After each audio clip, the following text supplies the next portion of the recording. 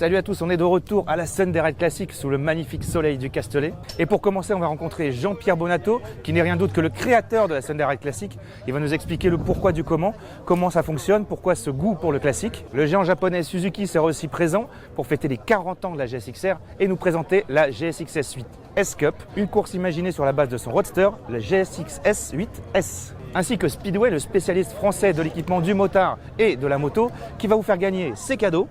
Et pour cela, il faut juste répondre à une question très simple. En 2025, combien de magasins Speedway vont être inaugurés? Et si vous cherchez la réponse, soyez attentifs, elle se cache dans l'émission.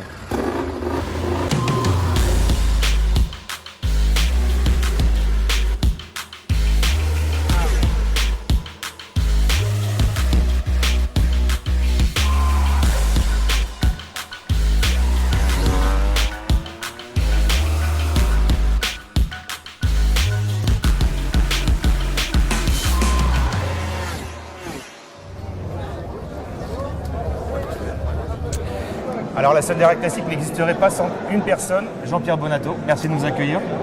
Si je me souviens bien, c'est toi qui l'as créé il y a quelques années. J'avais fait la première, je crois. Ouais. Comment ça a évolué tout ça? En fait, il y a une croissance chaque année parce que les gens qui viennent trouvent ça sympa, ils doivent ramener des copains, je pense. Après, sur la longueur du temps, effectivement, l'événement a évolué puisque la collection, c'est un phénomène qui avance. Quand on a commencé en 2009, les motos de l'an 2000 étaient très récentes. Ouais. Aujourd'hui, les motos de l'an 2000 ont déjà 25 ans. Donc effectivement, ça amène plusieurs autres générations. On a gardé le foyer initial des gens qui étaient branchés motos des années 70-80. Et puis on a rajouté les gens des années 90, puis les gens des années 2000. Et effectivement, ça fait une croissance aussi bien en participants qu'en spectateurs, qu'en pilotes présents, puisque ça amène plusieurs centres d'intérêt sur différents âges. À l'heure où les gens disent que la moto classique ça fait pas beaucoup vendre, toi tu fais l'inverse en fait. Moi, vous pouvez tourner la caméra, regardez, c'est pas un montage, ils sont en vrai, c'est pas de l'IA et c'est des vraies personnes qui ont acheté des vrais billets. Et ouais, moi j'ai tendance à penser qu'il y a des vrais clients derrière tout ça, des gens qui sont intéressés, des gens qui consomment, des gens qui viennent avec des véhicules. Et ils viennent pas forcément avec des véhicules anciens. Je ne sais pas si vous avez mis un coup de caméra dans les parkings. Voilà. Ouais. Donc ce sont des gens qui ont certes parfois une 7,5 Honda ou une 7,5 Kawa ou des années 70 ou 80, mais au quotidien, ils peuvent aussi très bien rouler avec une Africa Twin ou une GS BMW. C'est une continuation de la passion. Ce sont des choses qu'on a du mal à faire comprendre dans la moto. En voiture, quand on regarde des OP comme le Mans classique, ça n'étonne personne que Porsche vienne en appui sur des opérations comme ça, parce que finalement, un gars qui a une RS de litre 7 de 73, bien souvent, il a une 997 actuelle. Et sans moto, moi, je vous avoue quasiment que j'ai presque pas arrêté d'en discuter, mais bon, voilà. L'OP, elle est là, elle a une croissance, il y a du monde, et ceux qui comprennent sont présents. Ça devient un repère pour ceux qui ont compris le fonctionnement. Justement, c'est bien établi depuis des années. Qu'est-ce qui pourrait encore faire grandir cet événement? Est-ce que tu as envie de développer d'autres choses? Oui, il y a des choses dans les tiroirs, évidemment. Ça fait 1-2 ans qu'on est plusieurs à essayer de prendre du recul pour regarder et pas casser le modèle, mais ouais, il y a des évolutions. Là, par exemple, les dédicaces, avant, on ne faisait que des pilotes. Maintenant, sur les dédicaces, on a aussi des auteurs, des dessinateurs, des gens qui ont des livres. C'est qu'un des petits éléments, mais il y en a plein qu'on amène au fur et à mesure. Alors justement, là, tu as des pilotes, on va pas dire qu'ils sont très anciens, on va pas dire ça à Agostini quand même, mais bon, ils ont un certain âge.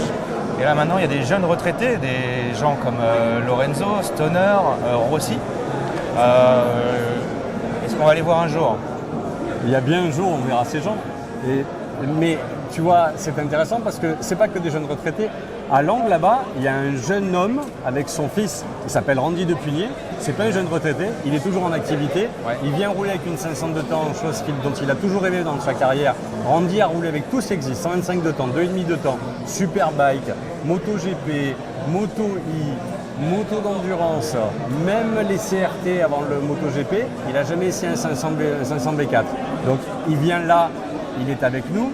Mais oui, il y a effectivement un travail sur une génération plus moderne. Alors, ce sont des gens qui ont des timings encore assez chargés, l'air de rien, avec beaucoup d'obligations. Maintenant, l'audience de l'événement commence à nous permettre d'avoir des relations avec ces gens-là. Donc, ce sont des choses qui finiront par arriver, oui. La Sunday Ride Classic, c'est ton événement de cœur. Tu en as un deuxième qui arrive en septembre, ça se prépare? C'est mes deux événements de cœur parce que moi, je me considère pas comme un ovni ou comme un organisateur, je suis un pratiquant. Le deuxième, c'est l'Alpaventure, pour les gens qui savent. Voilà. Donc dans mon garage, il y a effectivement aussi bien une moto des années 80 que des trails actuels. Donc c'est pas un événement de cœur, c'est des pratiques. Je t'avoue que j'ai pas le temps, mais je suis enduriste et je roule avec des motos d'enduro de différentes époques. Ça fait des années que je regarde le schéma de l'enduro en me disant il y a un truc à faire, j'ai pas le temps. Mais la base, c'est de se mettre à la place du client ou du visiteur en disant qu'est-ce qui peut leur faire passer un bon week-end, avec quelles activités et qui ressortent avec la banane. Voilà. Merci. Merci à toi d'être venu, c'est toujours cool.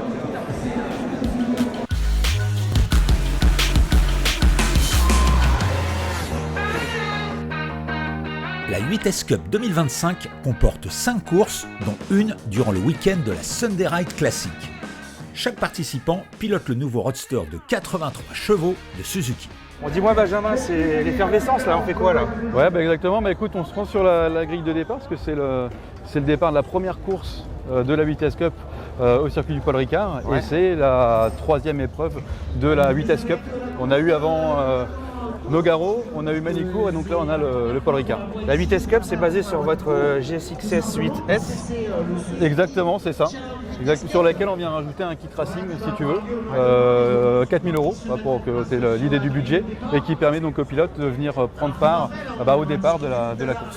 Donc c'est une vraie cup à l'ancienne, c'est-à-dire que c'est des teams privés, chacun vient avec sa moto préparée et ça se passe sur 8 tours je crois.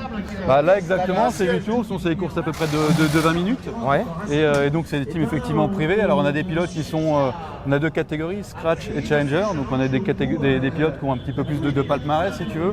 On a Charles Corto qui a roulé au Junior Team, qui roule aussi chez JMA, championnat du monde d'endurance. On a Enzo Damani qui a gagné le Super Sport 300. Vous avez on a quelques bons pilotes et même des pilotes qui viennent du Super Motard avec Gabin Perna qui est en championnat du monde de Supermoto.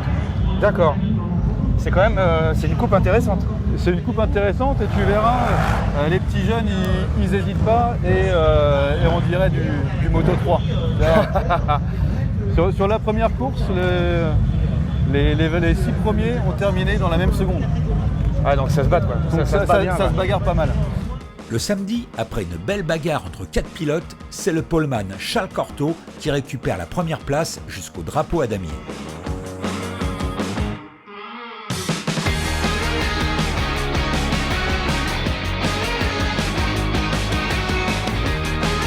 Challenger, c'est Lucas Margier qui remporte la course et réussit à rentrer dans le top 5 Scratch. Le dimanche, les visiteurs de la Sunday Ride Classic ont assisté à une course magnifique faite de nombreux dépassements. Le résultat s'est joué dans les derniers instants avec la victoire d'Enzo Damani.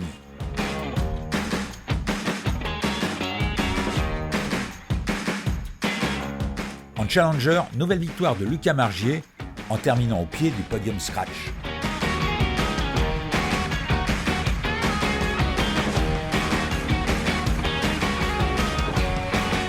Prochaine course au circuit Pau Arnos le week-end du 27 juin où de belles bagarres sont à prévoir. En parlant de bagarre, il y avait une moto mythique à la Sunday Ride Classic là, qui fêtait son anniversaire. Ah oui, tu parles certainement de la GSXR. Exactement. Ouais. 40 ans. 40 ans, et donc il y a une expo aussi GSXR juste à côté de notre camion du Démo Tour où on fait des essais là, pendant tout le week-end. Et effectivement, les 40 ans de la GSXR, donc on est content d'avoir cette moto mythique et on l'a aussi dans les box qu'on peut voir également à côté. Il y a de la GSXR un peu partout pendant la Sunday Ride Classic, donc c'est un modèle phare chez nous et écoute, on est très heureux de l'avoir là encore en ce moment. Écoute, je te remercie et puis là c'est le départ donc j'ai envie de dire bon courage aux vainqueurs. Toi, j'aime pas dire bon courage à Suzuki parce qu'il n'y a que ça. Donc. Ouais, on est sûr de gagner. Allez, à bientôt. Merci, Johan.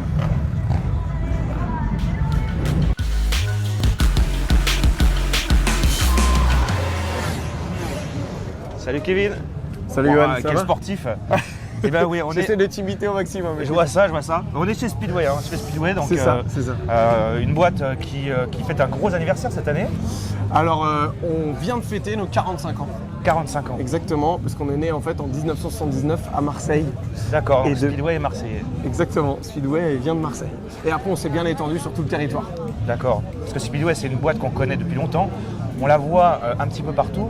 Mais expliquer ce qu'est Speedway, c'est pas hyper simple. Donc tu vas le faire pour nous. Mais juste avant, j'aimerais savoir, tu me dis que vous êtes un peu partout. Vous avez combien de magasins à l'heure actuelle? Alors au total, sur le groupe, on a 20 magasins. Voilà, on est bien répartis sur tout le territoire français.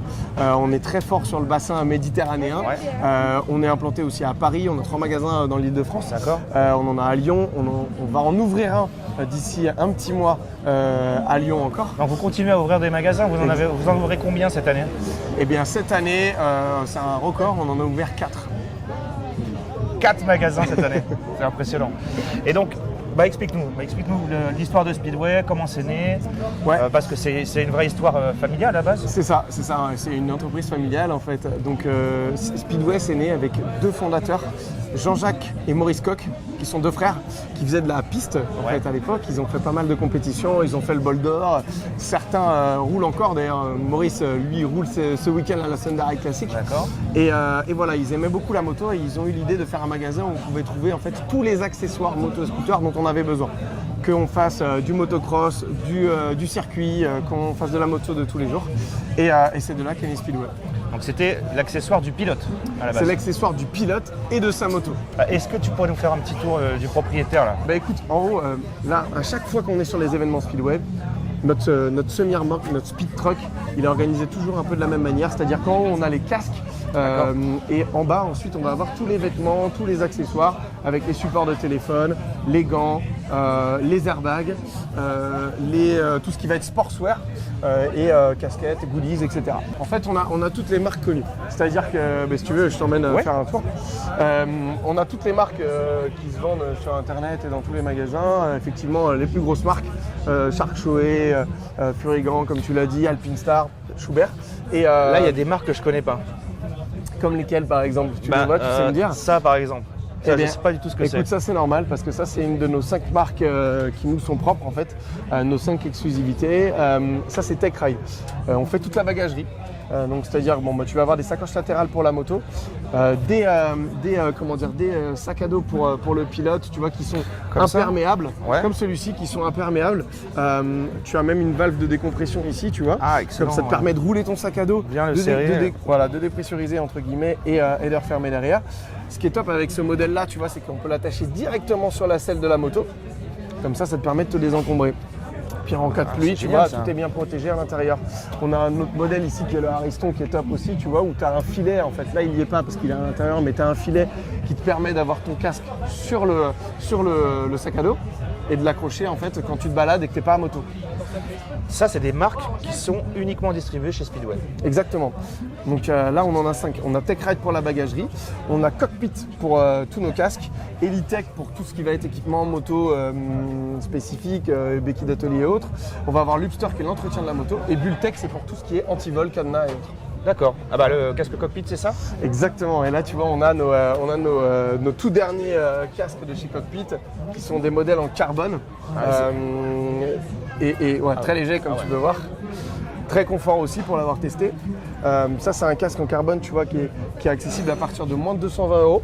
Ouais. Tu as une visière fumée quand tu l'achètes avec une Ah oui, tu as Une même visière le intégrée. petit pare-soleil. C'est-à-dire Exactement. que c'est vraiment léger parce que généralement, on a du poids en plus avec ça. C'est ça. En Et général. homologué 22,06, bien sûr, comme il faut. La nouvelle norme. Exactement. Et ça, donc c'est un jet. Et Un ça, jet c'est le classique. modèle. C'est le même, mais en modèle jet. Voilà. Et ils sont tous les deux disponibles uniquement dans nos magasins et sur le site internet. Donc là, on est au Speed Truck. Vous avez vos boutiques physiques, mais vous avez aussi le web C'est ça. avec un magasin virtuel. Un magasin virtuel où tu peux retrouver toutes nos marques propres que je viens de citer. Et bien sûr, où tu peux te tenir informé de toutes les infos spécifiques aux motards. On a un blog qui est dédié pour ça. D'accord. Voilà, C'est bien pour ça. info. C'est pas mal. Et vous avez aussi des événements, des rendez-vous. Alors ouais, on a plusieurs rendez-vous tout au long de l'année. Bon, bien sûr, on va être en général sur, tu vois, comme ici la Sunday Ride Classic, on va être sur les Bols d'Or et compagnie. Et on a aussi nos journées portes ouvertes à nous. Ouais. Et certaines qui sont plus grosses que d'autres, comme par exemple là au Bagne, le Moto Festival, à Bordeaux aussi. On va avoir plein d'animations pendant 3-4 jours sur les magasins. Tu vas pouvoir venir faire monter ta moto sur un banc d'essai. Tu vas pouvoir tester parfois des motos. Il va y avoir plein de lots à gagner, plein de goodies, etc. On a plein de tests d'équipement aussi qui sont prévus. Par exemple, à Aubagne en question, on va avoir des gilets airbag qu'on peut faire essayer à tous les clients, tous les visiteurs qui viennent pendant le week-end. Nous, on les invite à venir chez nous pendant 3-4 jours, venir avec des copains. Parce qu'il n'y a pas que les magasins, il y a aussi cette atmosphère un peu festive. Bien sûr, c'est la moto. Hein. Voilà, exactement. Et nous, on vit à Communauté. travers ça, on est passionnés. Et mais d'ailleurs, s'ils veulent retrouver, toutes les dates sont sur Facebook. Dans nos événements, on a tout listé, donc là jusque mi-juin. Et on est aussi, alors je fais juste une petite parenthèse, pardon Dis-moi. Johan, mais on a parfois aussi d'autres événements. Par exemple, je tiens à le dire là parce qu'il y a 2 semaines, juste avant le MotoGP, on a accueilli Marco Bezzecchi à Bordeaux, dans notre speedway à Bordeaux. Donc voilà, on a eu pas mal de monde qui était Excellent. présent sur place. Et voilà, il y a eu des séances de dédicaces et autres. Et ça, c'est le genre d'événement qu'on veut essayer de reproduire tout au long de l'année. Bah écoute, on vous souhaite bonne chance pour tous ces événements, pour l'ouverture donc de magasins de... Le Motown à Lyon cette année. D'accord. Voilà, normalement, ce serait prévu courant juin. Ok. Et donc en 2025, 4 nouveaux magasins. C'est ça, 4 nouveaux magasins cette année, Pour 20 au total. pour 20 au total.